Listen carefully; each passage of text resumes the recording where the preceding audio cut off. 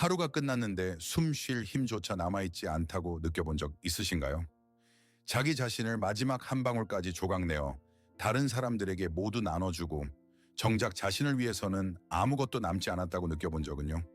좋은 사람이 되려는, 모두에게 편한 사람이 되려는 이 습관. 사실 이 습관이 당신에게 얼마나 큰 대가를 치르게 하고 있을까요? 이 영혼의 마비 메커니즘을 이해하기 위해 우리는 영혼의 가장 정확한 지도 제작자에게 눈을 돌려야 합니다.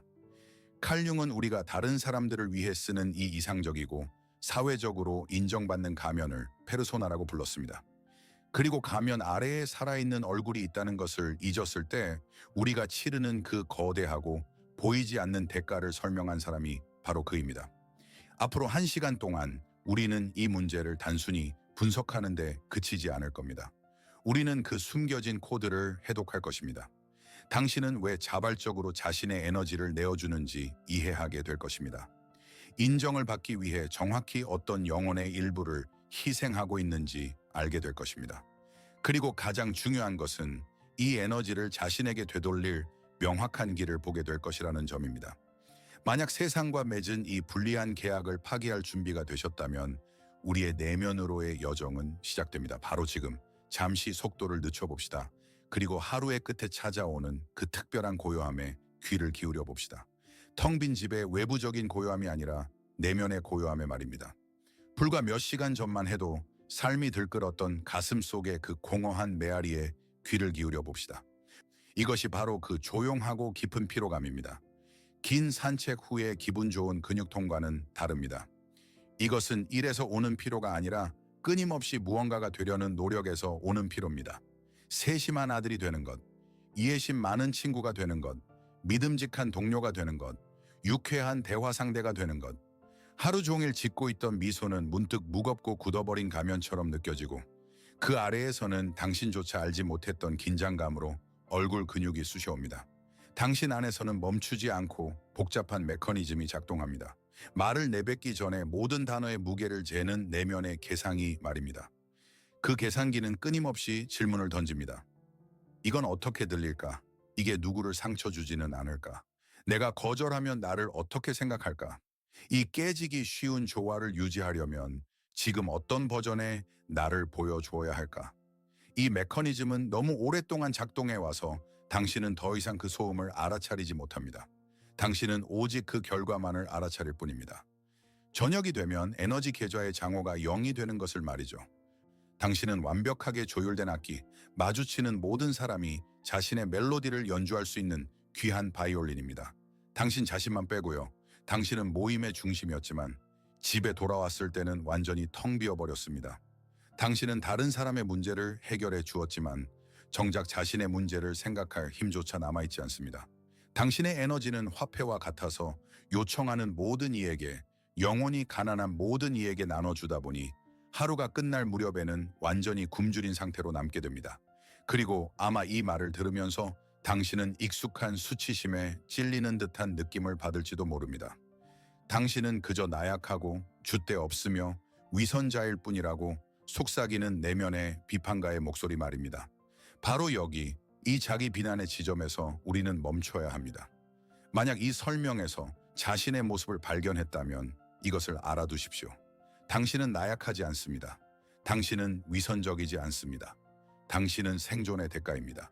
당신이 편한 사람이 되고 좋은 사람이 되고 거절하지 못하는 사람이 되는 이 기술을 배운 이유는 아주 오래전, 어쩌면 아주 어린 시절에 당신의 영혼이 그것이 사랑과 인정을 받을 수 있는 가장 안전한, 어쩌면 유일한 방법이라는 것을 깨달았기 때문입니다. 이것은 실수가 아니었습니다. 이것은 전략이었습니다. 안전하지 않게 느껴졌던 세상에서 영혼이 살아남기 위한 단순하면서도 천재적인 생존 전략이었습니다. 당신은 다른 사람의 기분의 미세한 흔들림까지 감지하는 완벽한 지진계가 되었고 분노, 실망 또는 거절이라는 지진을 막기 위해 정확히 필요한 사람이 되는 법을 배웠습니다. 완벽하게 연마된 이 재능은 당신의 방패였습니다. 하지만 전투가 끝났는데도 병사가 계속해서 무거운 갑옷을 입고 있다면 어떻게 될까요? 그것은 보호해주지 않습니다. 그것은 지치게 할 뿐입니다. 오늘날 당신을 고갈시키는 것이 한때는 당신의 생명을 구했습니다. 당신의 문제는 전혀 문제가 아닙니다. 그것은 그저 효용을 다한 재능일 뿐입니다. 하지만 과거를 위해 만들어진 생존 전략이 현재에도 계속 작동하면 어떻게 될까요? 그것은 더 이상 보호하지 않습니다. 그것은 숨을 조여오기 시작합니다. 하지만 만약 이 지독한 피로가 저주가 아니라 선물이라고 말한다면 어떨까요? 그것이 당신의 불완전함의 증거가 아니라 당신의 건강이 깨어나고 있다는 증상이라고 말한다면요? 그것이 당신이 고장 났다는 신호가 아니라 너무 오랫동안 타인의 기대라는 소음에 묻혀 있던 당신의 진정한 본질의 목소리라서 이제 당신이 마침내 그 목소리를 듣게 하려고 완전한 탈진이라는 언어로 소리쳐야만 하는 것이라면요. 이 목소리는 비난하지 않습니다. 호소합니다. 그리고 이렇게 말합니다. 이제 그만. 생존 계약은 훌륭하게 완수되었다. 너는 살아남았다. 하지만 무엇을 위해 살아남았는지 잊었다. 이제 삶을 위한 계약을 맺을 시간이다. 이 완전한 무기력은 당신의 적이 아닙니다. 그것은 당신의 모든 해야만 한다와 마땅히 해야 한다의 경계선을 뚫고 당신 존재의 가장 깊은 곳으로부터 소식을 전하기 위해 온 가장 충실한 전령입니다. 이 소식은 무기력과 짜증이라는 언어로 쓰여 있지만 그 내용은 자유를 향한 부름입니다. 당신의 고통은 고장났다는 신호가 아닙니다. 그것은 필사적으로 당신에게 새로운 길, 즉 자신에게로 가는 길을 가리키려 하는 당신 영혼의 나침반입니다. 그리고 이 목소리의 언어와 삶을 위한 새로운 계약의 조건을 이해하기 위해 우리는 먼저 당신이 인지하지도 못한 채 서명했던 그 낡은 계약을 무자비할 정도로 정직하게 들여다봐야 합니다. 생존을 위한 계약 말입니다. 이 계약은 우리 문화의 구조 자체에, 우리의 양육 방식에, 우리의 가장 깊은 두려움 속에 짜여 있습니다. 그것은 좋은 사람이라는 신화라고 불립니다. 편한 사람이 되는 것은 미덕이고 자신의 필요는 이기심이라는 신화 말입니다. 그리고 우리 여정의 다음 부분에서 우리는 이 신화를 수술대 위에 올려놓을 것입니다. 우리는 그것을 비난하지 않을 것입니다. 우리는 그것을 해부할 것입니다. 겹겹이 고귀함의 베일을 벗겨내어 그 진정한 메커니즘, 즉 안전하다는 환상과 맞바꿔 당신의 생명 에너지를 꾸준히 빼내가는 메커니즘을 볼 것입니다. 이것은 필요하고 냉철하며 해방을 주는 단계입니다. 새로운 것을 짓기 전에 우리는 우리 감옥의 구조를 보아야 합니다. 자, 우리가 약속했듯이 좋은 사람이라는 신화를 해부하기 시작합시다. 그리고 우리는 당신이 아마도 이 끊임없는 내면의 에너지 출혈을 설명하기 위해 스스로에게 들려주는 그 고상한 이야기들부터 시작하겠습니다. 아마 당신은 스스로에게 이렇게 말할 겁니다. 나는 그냥 매우 민감한 사람, 공감 능력이 뛰어난 사람이야. 나는 다른 사람의 고통을 물리적으로 느끼기 때문에 돕지 않을 수 없어. 혹은 이건 그냥 내 성격이야. 나는 이타주의자야. 나는 베풀 때 진정한 기쁨을 느끼고 그건 나쁜 게 아니야. 어쩌면 당신의 설명은 더 실용적일 수도 있습니다. 나는 그냥 갈등이 싫어. 더 많은 힘을 앗아갈길고 지치는 논쟁에 휘말리는 것보다 한 번 동의하는 게 더 쉬워. 그리고 물론 현대사회에 가장 인기 있는 자기 기만도 있습니다. 나는 그냥 시간 관리를 배워야 해. 일도 하고 다른 사람도 돕고 나를 위한 시간도 남기려면 계획을 더 잘 짜야 해. 이 모든 것은 매우 고상하게 들립니다. 이것들은 우리가 자신의 탈진의 의미를 부여하기 위해 스스로에게 부여하는 명예로운 칭호입니다. 하지만 이 모든 설명에는 한 가지 근본적이고 치명적인 결함이 있습니다. 그것들은 당신이 무엇을 하는지는 설명하지만 왜 그것을 하는지에 대해서는 침묵합니다. 그것들은 당신의 행동을 설명하지만 당신 자신의 이익에 반할 때조차도 당신을 그렇게 행동하게 만드는 보이지 않는 엔진, 그 내면의 강박에 대해서는 설명하지 않습니다. 이것은 마치 바닥의 무릉덩이를 계속해서 능숙하게 닦아내면서 새는 파이프를 고치려는 것과 같습니다. 당신은 누수의 원인을 찾기 위해 벽을 파헤치지 않습니다. 대신 당신은 무릉덩이 닦기에 세계적인 전문가가 됩니다. 당신은 최고의 걸레를 사고 흡수 기술을 연구하고 청소 일정을 짭니다. 당신은 이 무릉덩이를 얼마나 효율적으로 처리하는지에 대해 자부심을 느낄 수도 있습니다. 하지만 그렇다고 누수가 멈추지는 않습니다. 당신의 피로, 당신의 무기력은 바닥의 무릉덩이입니다. 그리고 시간을 더 잘 관리하거나 더 긍정적이 되려는 당신의 시도는 이 무릉덩이를 능숙하게 닦아내는 것입니다. 당신은 누수의 근원을 무시한 채 결과와 싸우고 있습니다. 당신은 결과 관리의 대가가 되었지만 당신의 탈진의 진정한 원인인 누수 자체는 당신의 잠재의식이라는 벽의 어둠 속에 숨겨진 채 그대로 남아 있습니다. 만약 낡은 설명들이 단지 무릉덩이를 닦는 것에 불과하다면 이제 당신 영혼의 회계 장부를 들여다봅시다. 당신의 생명 에너지를 은행 계좌라고 상상해 보십시오. 이것은 단순한 비유가 아니라 작동하는 모델입니다. 이 계좌에는 자산이 입금됩니다. 깊은 잠을 자는 시간, 진심 어린 웃음, 좋은 책과 함께 혼자 보내는 시간, 일을 마친 후의 만족감, 다른 사람과의 진정한 친밀감. 이 모든 것은 당신의 장호를 채우는 예금입니다.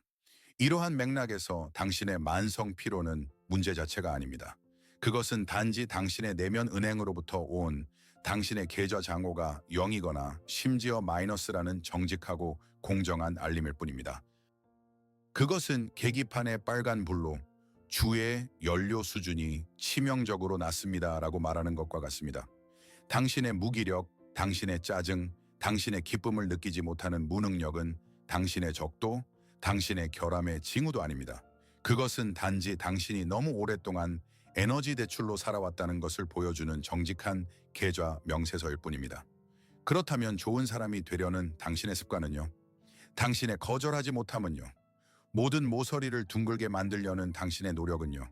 이것이 바로 그 자동적이고 당신이 승인하지 않은 결제입니다. 이것은 당신이 의식적으로 신청한 적은 없지만 매일 매시간 당신의 계좌에서 가장 비싼 화폐인 당신의 에너지, 당신의 시간, 그리고 당신의 진정성을 인출해가는 구독 서비스입니다. 아니요라고 생각하면서 예라고 말할 때마다 거래가 발생합니다. 분노를 억누르며 미소 지을 때마다 인출이 발생합니다. 사랑이 아닌 두려움 때문에 다른 사람을 위해 무언가를 할 때마다 당신의 계좌는 비어갑니다. 그리고 바로 여기서 인식의 주요한 전환이 일어납니다. 문제는 어떻게 덜 피곤해질까가 아닙니다. 그것은 마치 은행이 빚 독촉 알림을 그만 보내게 하려면 어떻게 해야 하냐고 묻는 것과 같습니다. 문제는 다릅니다. 누가 어떤 조건으로 이 자동 인출을 설정했는가? 당신의 계좌에 직접 접근하여 당신의 허락 없이 당신의 자산을 처분하는 보이지 않는 은행가는 누구인가? 우리는 증상인 피로를 치료하는 것을 멈춥니다. 그리고 원인인 무의식적인 인정 계약을 탐구하기 시작합니다. 이제 우리가 이 정신적 은행 모델을 가졌으니 첫 번째이자 아마도 가장 중요한 감사를 할 시간입니다. 우리는 누가 이 자동 인출의 주요 수혜자인지, 주요 수령인인지 알아내야 합니다. 제가 지금 제안할 것은 단순한 상호작용 요소가 아닙니다. 이것은 수동적인 특기를 능동적인 자기인식 행위로 전환하라는 초대입니다. 이것은 우리의 공동 여정이 당신의 개인적인 여정이 되는 순간입니다. 그러므로 저는 당신이 의사가 진단을 내리는 것과 같은 진지함으로 이것에 임해 주시기를 부탁드립니다. 이제 중요한 것을 해주시길 부탁드립니다. 잠시 후 이 비디오를 일시 정지하십시오. 이 5초가 아닙니다. 주위가 조용해질 수 있도록 1분의 시간을 찾으십시오. 편안하다면 눈을 감고 깊은 숨을 한번 들이쉬고 내쉬십시오. 그리고 자신에게 단 하나의 극도로 정직한 질문을 던져보십시오. 나는 누구의 인정을 받지 못하는 것을 가장 두려워하는가? 분석하지 마십시오. 올바른 답을 찾으려고 애쓰지 마십시오. 오래 생각하지 마십시오. 그냥 첫 번째 이미지, 첫 번째 이름이나 얼굴이 깊은 곳에서 떠오르도록 허용하십시오. 그것은 당신이 여전히 그 엄격한 시선을 느끼는 당신의 아버지나 어머니일 수 있습니다. 그의 실망이 당신에게 견딜 수 없는 당신의 파트너일 수 있습니다. 그의 평가에 당신의 평온이 달려있는 상사일 수 있습니다. 그것은 심지어 사람들이나 동료들과 같은 추상적이고 얼굴 없는 집단일 수도 있습니다. 가장 먼저 떠오르는 것을 믿으십시오. 지금 하십시오. 이제 당신이 돌아왔을 때 당신이 본 그 이미지, 그것을 기억하십시오. 살아있든 이미 세상을 떠났든 실제이든 집합적이든 그 사람은 당신 내면 은행의 주요 주주입니다. 그것은 당신의 머릿속에서 울리는 내면의 비판가의 목소리입니다. 그것은 당신이 그토록 피하고자 하는 판결을 내리는 판사입니다. 당신의 모든 양보, 삼켜버린 모든 아니오, 좋은 사람이 되려는 모든 노력은 그의 계좌로의 이체입니다. 당신의 생명력의 이체입니다. 고요함의 순간에 깊은 곳에서 떠오른 이 이미지가 바로 당신이 여전히 대가를 치르고 있는 그 계약에 보이지 않는 소유자입니다. 그리고 이것을 인식하는 것이 이 계약을 재검토하는 첫걸음입니다. 당신의 삶에서 이 주요 주주가 누구이든 실제 사람이든 집합적인 이미지이든 이것을 알아두십시오. 당신이 그의 인정을 받지 못하는 것을 두려워하게 만드는 메커니즘은 당신의 개인적인 실수나 기벽이 아닙니다. 이것은 인간 정신의 근본적이고 보편적인 드라마입니다. 그리고 이 드라마에는 20세기의 가장 위대한 영혼의 지도 제작자가 부여한 이름이 있습니다. 이 내면의 감옥의 구조를 이해하기 위해 우리는 칼 구스타프 융에게 눈을 돌려야 합니다. 그는 단순한 심리학자가 아니었습니다. 그는 인류의 집단 무의식 속으로 내려가 지도를 가지고 돌아온 깊이의 탐험가였습니다. 그리고 이 지도에서 핵심적인 대상 중 하나를 그는 페르소나라고 불렀습니다. 페르소나라는 단어는 라틴어로 가면을 의미하는데 고대 연극에서 배우들이 자신의 역할을 나타내기 위해 썼던 가면입니다. 융에게 페르소나는 우리의 사회적 인터페이스입니다. 그것은 우리가 세상에 이해받고 받아들여지기 위해 제시하는 우리 자신의 버전입니다.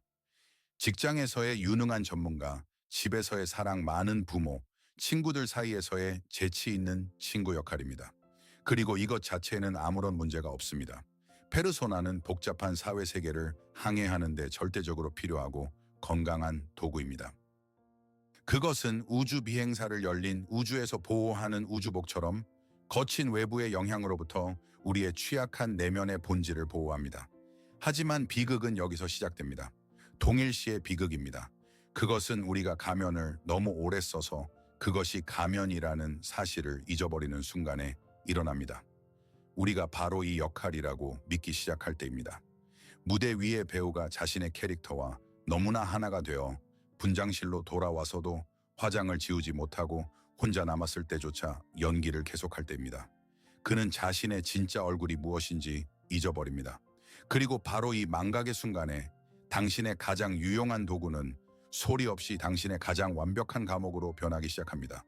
페르소나는 외부 세계에 있는 우리의 대사에서 이미지를 해치지 않기 위해 우리가 무엇을 느끼고 생각하고 해야 하는지를 지시하는 교도관으로 변합니다. 그리고 바로 이 감옥의 벽을 유지하는데 당신의 모든 생명 에너지가 소모됩니다. 하지만 페르소나가 교도관이라면 죄수는 누구일까요?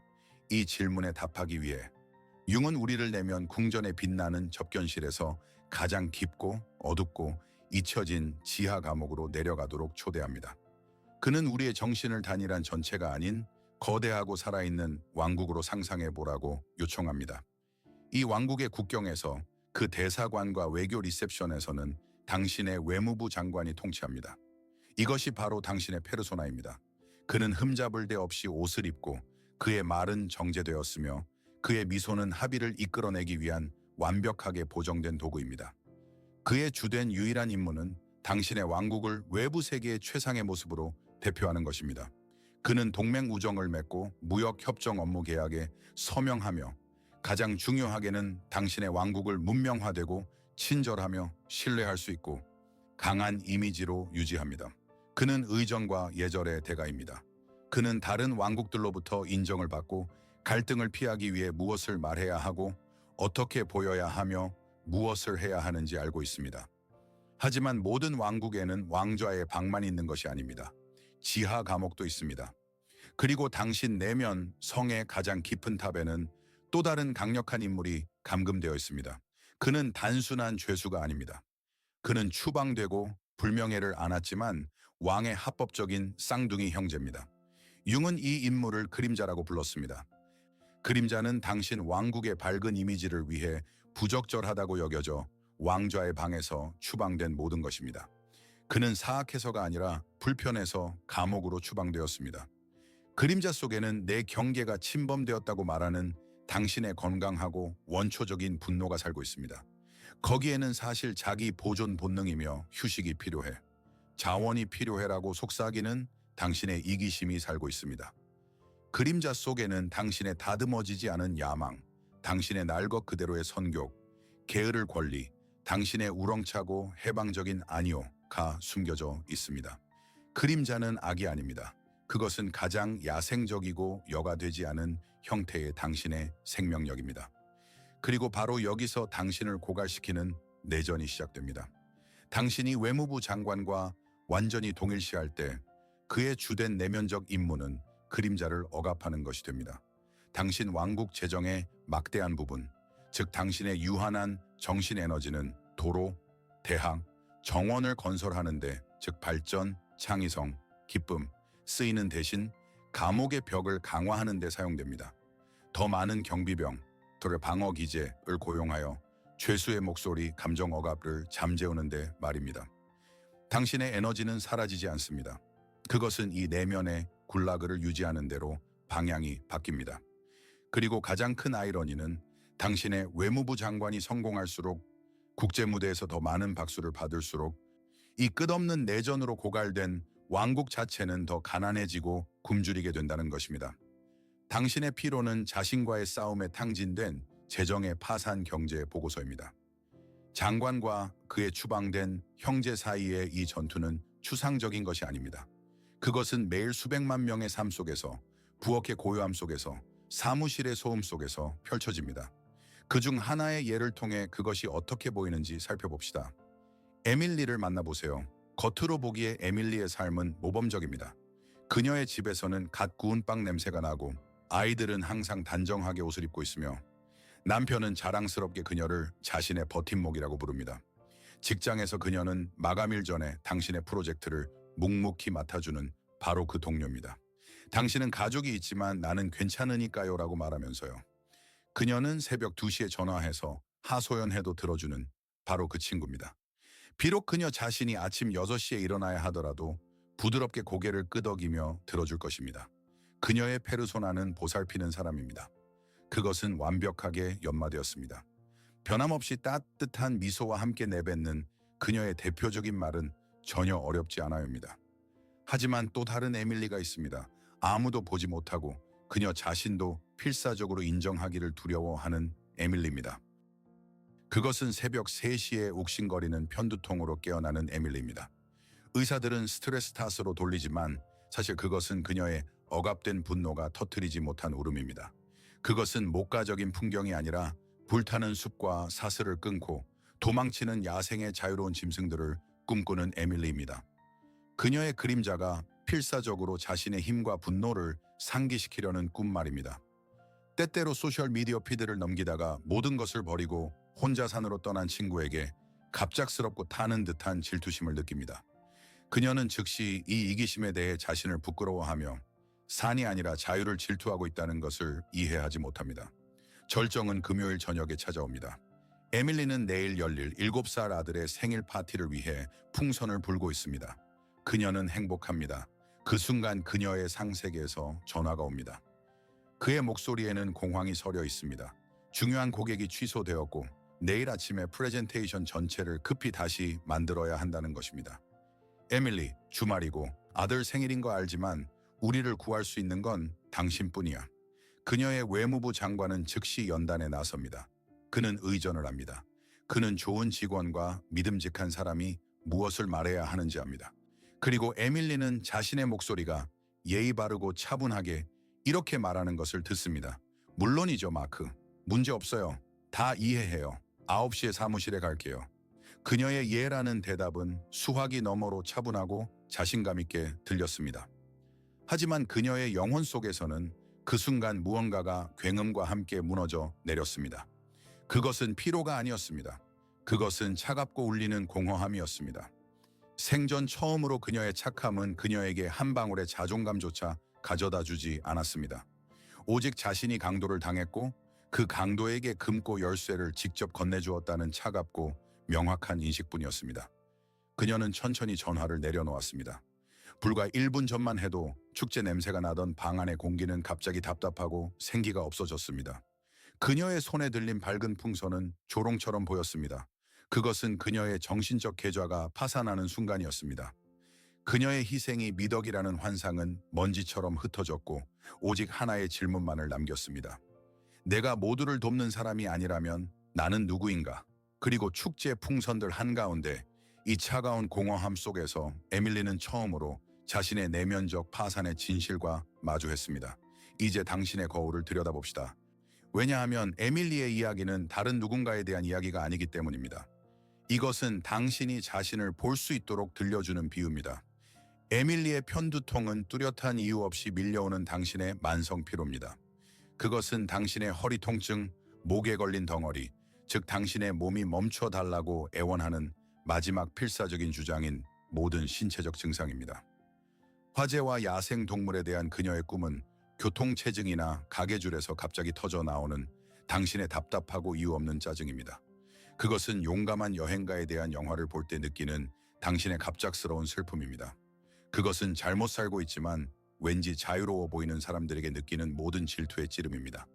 그것은 낮에는 당신에게 소리쳐 닿을 수 없어 밤에 불타는 편지를 보내는 당신의 그림자입니다. 아이의 생일에 일하기로 한 그녀의 동의는 당신의 모든 본질, 당신 몸의 모든 세포가 아니오라고 외칠 때 예라고 말했던 모든 순간입니다. 그것은 당신의 휴식을 취소하고 참석했던 그 회의입니다. 그것은 돌려받지 못할 것을 알면서도 빌려준 그 돈입니다. 그것은 당신의 자존심을 침묵의 대가로 지불하며 피했던 그 불편한 대화입니다. 당신의 페르소나는 보살피는 사람이라고 불리지 않을 수도 있습니다.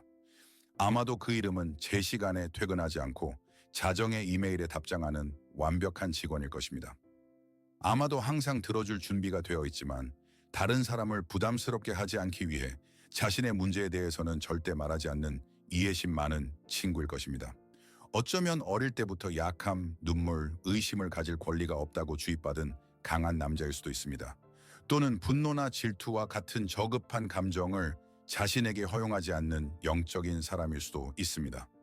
당신 가면의 이름은 다를 수 있지만 그것을 쓰는 대가로 지불하는 가격은 동일한 화폐, 즉 당신의 진정한 생명력으로 청구됩니다. 탈진의 메커니즘은 절대적으로 동일합니다. 당신의 에너지는 일이나 아이들, 친구를 돕는 데 쓰이는 것이 아닙니다. 그것은 외관을 유지하는 데 쓰입니다.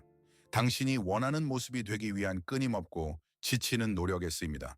당신의 진정한 원함과 신성한 아니오가 사는 당신의 그림자와의 전쟁에 쓰입니다. 그리고 에밀리의 계좌와 마찬가지로 당신의 정신적 계좌도 무자비하게 0에 가까워지고 있습니다. 당신의 피로는 단지 당신 내면 은행의 붕괴를 알리는 사이렌 소리일 뿐입니다. 자, 우리는 보이지 않는 추방된 우리 자신의 일부와 전쟁을 벌이고 있다는 것을 이해했습니다. 하지만 지하 감옥에 그렇게 꼼꼼하게 숨겨진 것을 어떻게 볼 수 있을까요? 우리가 직접 감옥에 가둔 그 사람의 얼굴을 어떻게 알아볼 수 있을까요? 융은 오랜 세월의 분석이 필요 없는 천재적으로 간단한 열쇠를 우리에게 남겼습니다. 그 열쇠는 바로 다른 사람들입니다. 그는 우리가 우리 자신 안에서 볼 수 없거나 보고 싶어 하지 않는 것을 다른 사람들 안에서는 놀랍고 고통스러울 정도로 명확하게 본다고 가르쳤습니다. 정신은 사각지대를 용납하지 않습니다. 그리고 우리 자신의 중요한 부분이 그림자로 추방되면 정신은 우리가 그것과 마주치도록 모든 것을 할 것입니다. 그것은 마치 영화 프로젝터가 빈 스크린의 이미지를 투사하듯 이 특성을 주변 사람들에게 투사할 것입니다. 당신 주위의 사람들은 거울이며 당신 안에서 가장 강하고 비합리적인 감정적 반응을 일으키는 것은 그들의 초상화가 아니라 당신 자신의 잊혀진 자화상입니다. 이제 저는 우리의 길에서 두 번째 용감한 행동을 요청합니다. 다시 한번 고요한 순간을 찾으십시오. 다시 한번 깊은 숨을 들이쉬십시오. 그리고 자신에게 다음 질문을 던져보십시오. 나는 다른 사람들의 어떤 특성을 가장 비난하거나 무엇이 나를 비합리적으로 짜증나게 하는가?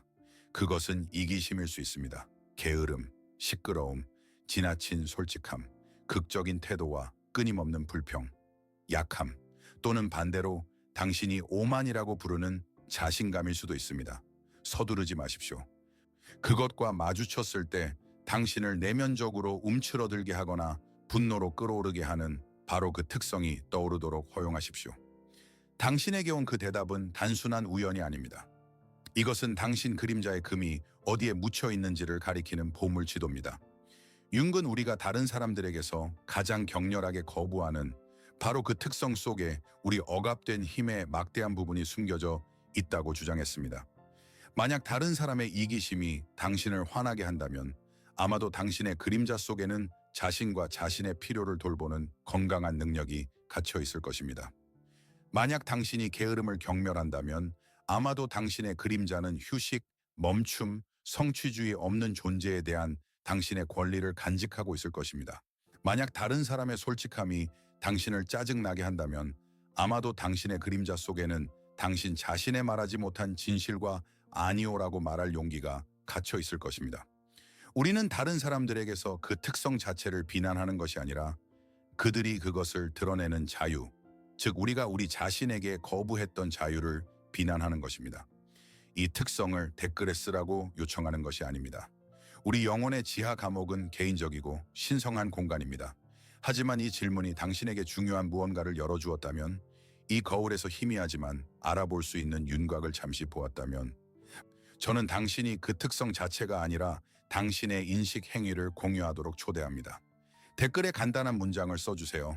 나는 나의 그림자를 보았다. 이것은 우리의 조용한 이해의 표시가 될 것입니다. 이 글을 읽는 수백 명의 다른 탐구자들에게 그들이 이 발견에서 혼자가 아니라는 신호가 될 것입니다. 이것은 대부분이 보기를 두려워하는 곳을 들여다본 당신의 용기에 대한 조용하지만 강력한 선언이 될 것입니다. 아마도 당신이 당신의 그림자를 들여다본 후, 당신이 두려워하는 그 사람의 이름을 부른 후, 당신은 두려움이나 수치심을 느꼈을 것입니다. 이것은 자연스러운 반응입니다. 우리는 평생 동안 우리 자신의 이러한 부분들을 숨기는 법을 배우고 그들과 얼굴을 마주하는 것은 신성한 금기를 어기는 것처럼 느껴집니다. 하지만 바로 여기, 이 무서운 영역에서 진정한 작업이 시작됩니다. 바로 여기서 우리는 인식의 가장 위대한 연금술적 전환을 이루어야 합니다. 당신의 피로는 이겨내야 할 적이 아닙니다. 그것은 당신의 가장 충실한 동맹입니다. 당신의 무기력은 치료해야 할 병이 아닙니다. 그것은 당신의 가장 현명한 스승입니다. 모든 답답한 짜증의 발작, 모든 설명할 수 없는 슬픔의 물결은 시스템 오류가 아닙니다. 그것은 당신 영혼에 완벽하게 작동하는 나침반입니다. 그 나침반의 바늘은 당신의 내면 지도에서 한결같이 같은 지점을 가리킵니다. 여기, 바로 여기서 당신은 자신을 배신했다. 이것은 더 이상 지하 감옥에서 침묵할 수 없는 당신의 그림자로부터 온 메시지입니다. 그녀는 당신의 감옥벽을 정신신체학과 무기력의 언어로 두드리며, 그녀의 메시지는 간단합니다.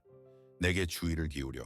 나를 쇠사슬에 묶어두기 위해 왕국의 모든 재정을 낭비하는 것을 멈춰. 내 안에 너의 힘이 있어. 내 안에 너의 아니오가 있어. 내 안에 다른 사람만을 위한 삶이 아닌 너 자신을 위한 삶을 살 권리가 있어. 우리는 우리의 부정적인 면을 씻어내야 할 오물처럼, 뽑아내야 할 잡초처럼 대하는 데 익숙해져 있습니다. 하지만 위대한 영혼의 연금술사들, 그리고 융도 그들 중 한 명이었는데 그들은 알고 있었습니다. 이것은 오물이 아니다. 이것은 프리마 마테리아다. 원초적이고 혼돈스럽고 어둡지만 금을 만들 수 있는 유일한 귀중한 물질이다. 당신의 그림자, 당신의 분노, 당신의 이기심, 당신의 게으름은 청소해야 할 쓰레기가 아닙니다. 그것은 납입니다. 그리고 연금술사의 과제는 납을 버리는 것이 아니라 그것을 자신의 인식의 그릇에 담고 위대한 작업을 시작하는 것입니다. 대화를 시작하는 것입니다. 당신의 분노에게 물어보십시오. 너는 어떤 경계에 대해 소리치고 있는가? 당신의 무기력에게 물어보십시오. 너는 어떤 무의미한 활동으로부터 나를 보호하고 있는가? 바로 이 변형 과정에서 결점의 납은 온전함의 금으로 변합니다. 당신은 당신의 피로라는 납을 없애려고 했었지만 바로 그 안에 당신의 미래의 힘의 모든 금이 숨겨져 있다는 것을 이해하지 못했습니다.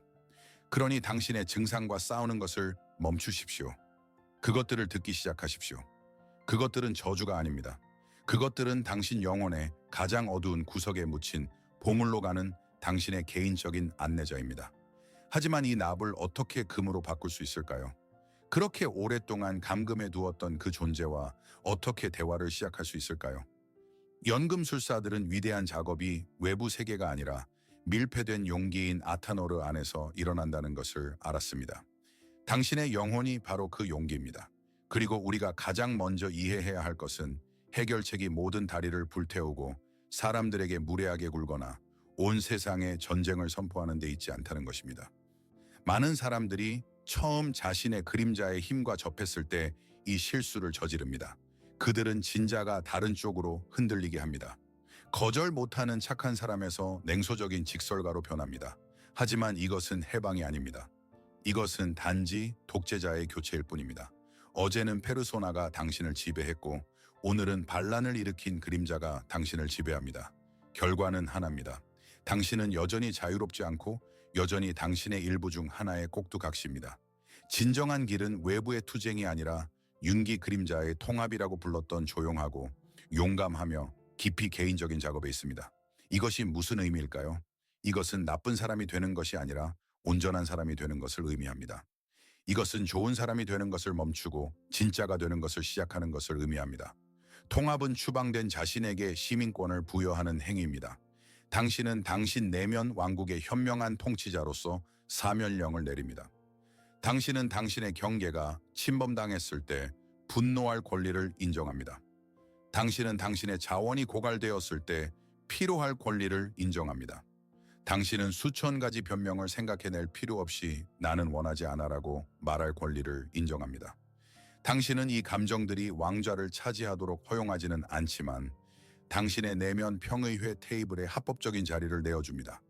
이것은 전쟁에 에너지를 낭비하는 것을 멈추고 페르소나와 그림자 사이에 다리를 놓는데 그 에너지를 사용하는 것을 의미합니다. 당신의 외무부 장관은 지하 감옥으로 내려가 추방된 형제와 협상을 시작해야 합니다. 그는 그의 불평을 듣고 그 불평 속에 왕국 전체의 상태에 대한 생명과도 같은 중요한 정보가 담겨 있다는 것을 이해하는 법을 배워야 합니다. 이를 위해 공격성은 필요하지 않습니다. 이를 위해 용기가 필요합니다. 다른 사람에게 폭발하지 않고 자신의 분노를 견뎌낼 용기, 자신의 피로를 인정하고 계획을 취소할 용기, 아니오라고 말하고 죄책감의 찌름을 느끼고도 즉시 사과하러 달려가지 않을 용기. 이것은 자신의 모든 불편하고 못생긴 부분들과 함께 진짜 자신과 마주하는 용기입니다.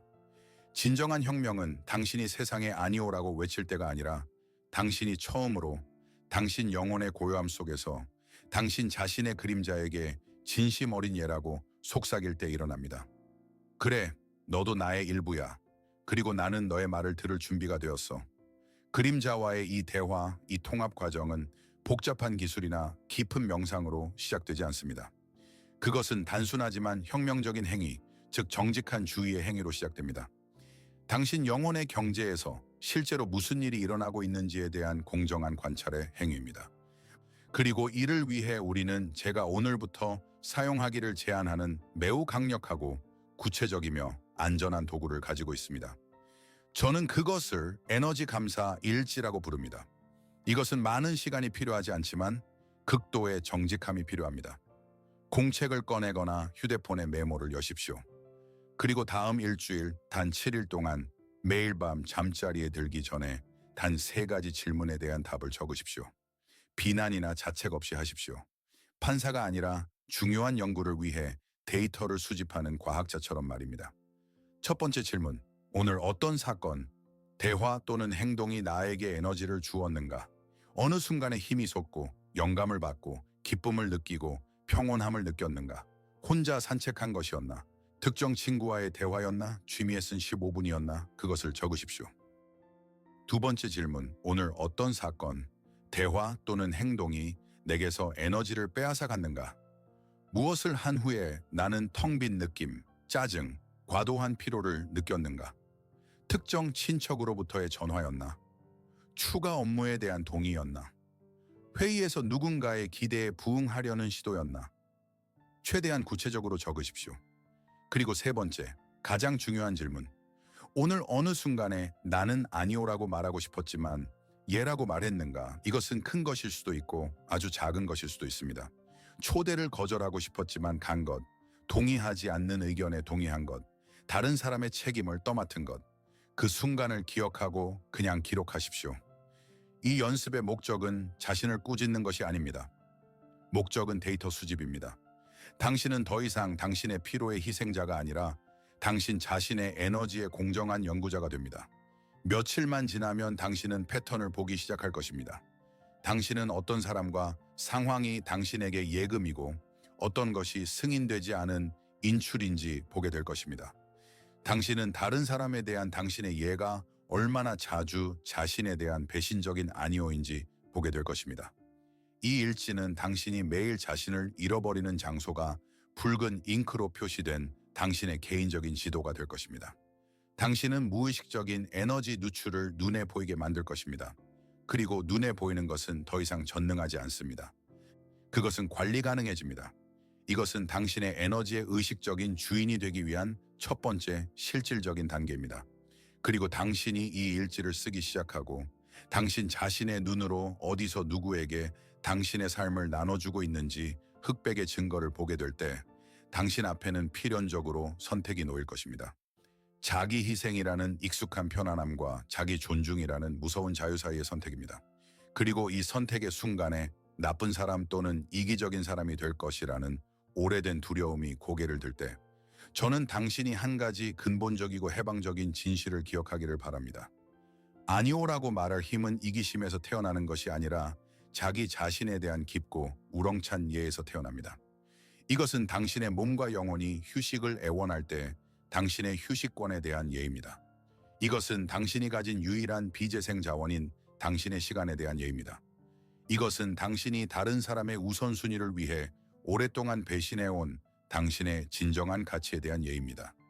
이것은 침묵과 침입으로부터의 보호를 받을 권리가 있는 당신의 내면 세계에 대한 예입니다. 자신에 대한 존중에서 외부 세계에 말한 당신의 모든 아니오는 당신 자신의 영혼에게 말할 수 있는 가장 큰 예입니다.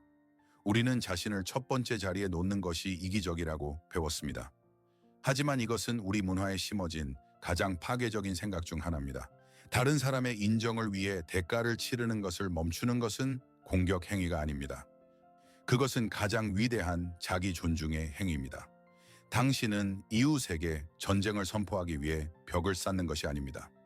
당신은 당신의 정원의 경계를 표시하기 위해 아름답고 명확한 울타리를 세우는 것입니다.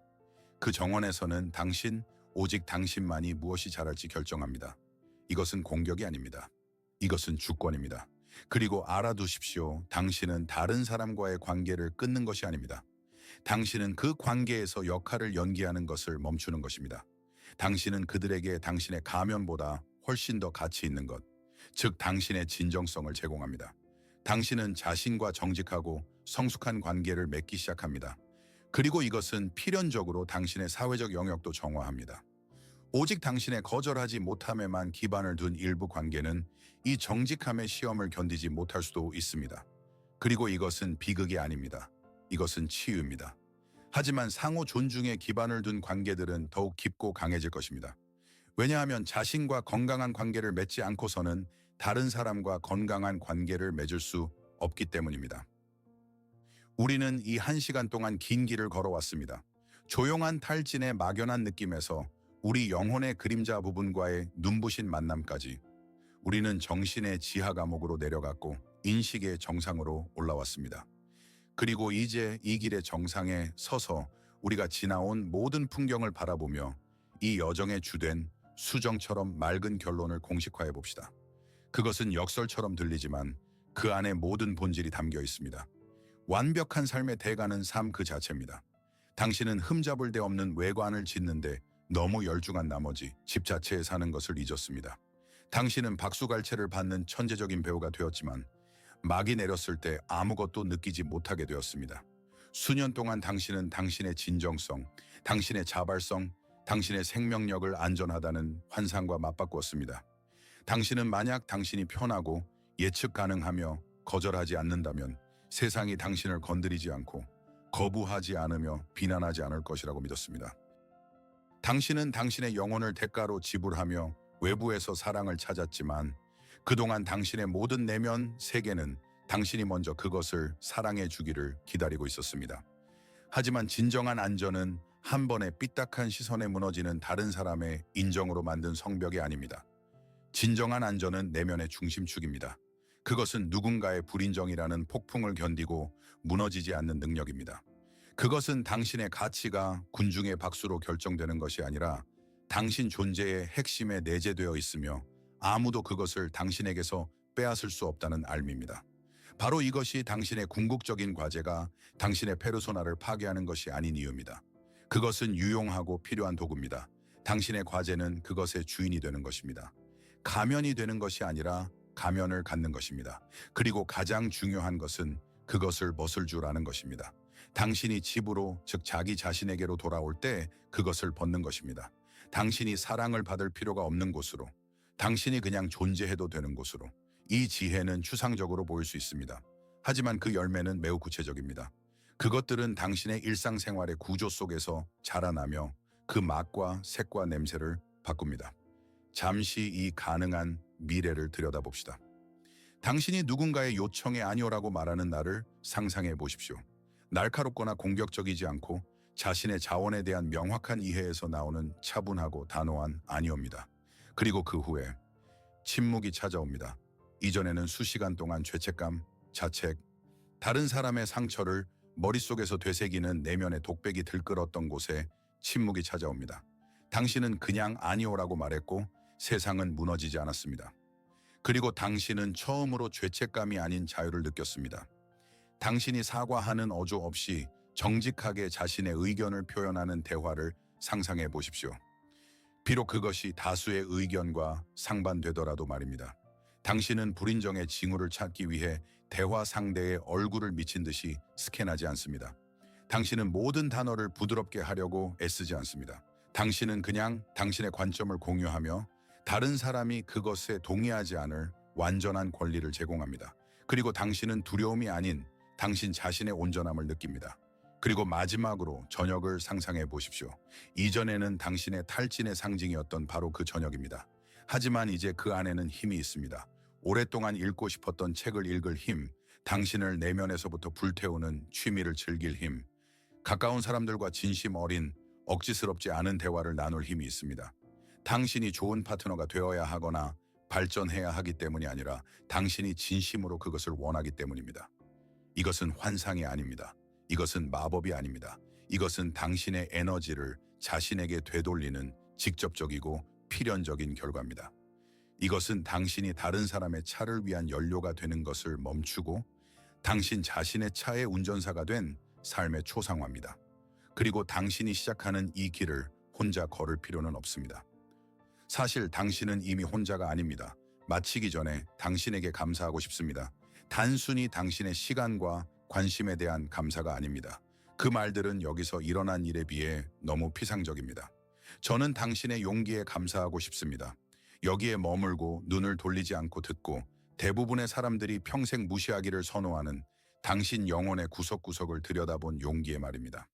그리고 당신이 이 과정, 이 공동의 몰입에 보여준 신뢰에 감사합니다. 자신에게로 가는 이 한 걸음을 내디딤으로써 당신은 보이지 않지만 매우 현실적인 공동체에 합류했습니다. 이것은 인정의 편안함 대신 온전함의 용기를 선택한 사람들의 공동체입니다. 좋은 삶의 대가가 견딜 수 없이 높아졌다고 느낀 사람들의 공동체입니다. 이 순간까지 시청하고 자신에게 정직한 질문을 던지고 에밀리의 이야기나 자신의 그림자에 대한 설명에서 공감의 찌름을 느낀 모든 사람은 이 조용한 탐구자들의 형제의 일부입니다. 우리는 다른 도시와 나라에 살고 다른 언어를 사용할 수 있지만 우리를 하나로 묶는 것은 하나입니다. 환상을 위해 우리의 삶을 지불하는 것을 멈추고 집으로 자신에게로 돌아가는 길을 시작하려는 공동의 의도입니다. 의심의 순간에 이것을 기억하십시오. 바로 지금 이 순간에도 당신과 마찬가지로 다른 누군가가 첫걸음을 내딛고 있습니다. 당신은 이 여정에서 혼자가 아닙니다. 그리고 이 통일감과 명료함이 일상의 흐름 속에서 사라지지 않도록, 이 여정이 계속 이어지도록 저는 당신이 이 공간의 일부로 남아주시기를 초대합니다. 만약 이 탐구가 당신에게 가치 있었다면 우리와 함께 이 깊이로의 몰입을 계속하기 위해 구독하십시오. 당신의 구독은 단순한 클릭이 아닙니다. 그것은 이 가장 중요한 대화, 즉 당신 자신의 영혼과의 대화를 계속하려는 당신의 조용하지만 확고한 의도입니다.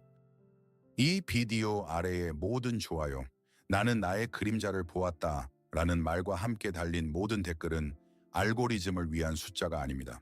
그것은 이러한 탐구하는 영혼들이 많다는 것을 우주에 보내는 신호입니다. 그것은 자신을 되찾는 이 작업이 당신뿐만 아니라 중요하고 필요하다는 증거입니다. 그것은 당신 뒤에 이곳에 올 다른 사람들에게 당신이 혼자가 아니야, 계속 가라고 말하는 당신의 방법입니다. 하지만 제가 당신에게 부탁하고 싶은 가장 중요한 것은 어떤 좋아요나 구독보다 훨씬 더 중요합니다. 제발 그냥 이 비디오를 닫지 마십시오. 이 한 시간을 내일 아침이면 잊힐 또 다른 흥미로운 정보의 일부로 만들지 마십시오. 그 중에서 하나의 통찰력을 가져가십시오. 당신에게 가장 강하게 울림을 준 하나의 생각을 말입니다. 그리고 그것을 소중한 등불처럼 당신의 오늘 하루를 통해 가져가십시오. 당신의 결정, 말, 감정을 이 하나의 생각의 프리즘을 통해 바라보십시오. 에너지 주권으로 가는 당신의 길을 시작하십시오. 내일이 아니라 오늘. 지불하는 것을 멈추십시오. 살기 시작하십시오.